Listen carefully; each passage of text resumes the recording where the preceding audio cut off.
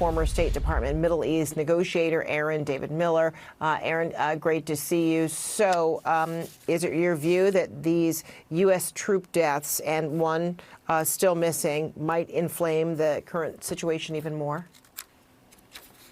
Thanks for having me, Fred. Look, we're in an escalatory cycle as it is, with the U.S. and Iran threatening civilian infrastructure, energy infrastructure. The president repeatedly has said that if Americans are killed, and what, we've lost 13 or 14, these are the first now deaths 16. since late March, early 16, early, right. And the president has said repeatedly that if Iran kills Americans, the response will be overwhelming, not proportionate. So look, I think it's inevitable, particularly if we climb up the escalatory ladder. Muwafaq Salti, this base in Jordan, is a key hub. The Iranians clearly targeted it on purpose. They've done this before. And the target sets here they could be very expansive. They could go after the IRGC Air Force that presumably conducted the attack. They could go after IRGC command and control headquarters. The Israelis did a lot of that in the initial days and weeks of the war in February and March. I think, frankly, it demonstrates the risk of escalation. And I think given the president's words, I suspect the response will be not proportionate. Then talk to me further about the risks of escalation, because yes, this administration has in the past threatened to, hit Iran very hard, and now with these 2 service members dead and 1 missing, the presumption can be made that the president is going to threaten even more. So, what do you see the risks that lay ahead? Look, I think the real risk here is that the target set expands beyond military strikes and targets to civilian infrastructure. CENTCOM has already hit several bridges.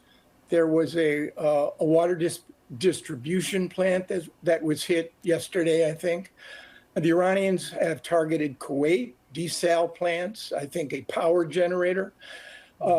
That, I think, is the risk. And I don't think we've seen yet the full force either of the U.S. military under those circumstances or the Iranian response. And I think in the end, Fred, the reality is we are now farther away than ever before to any pathway that would essentially allow de-escalation and a return to the negotiating table. The Iranians believe their main source of leverage is control over the Straits. And the administration seems to believe that status quo is no longer tolerable, was never tolerable.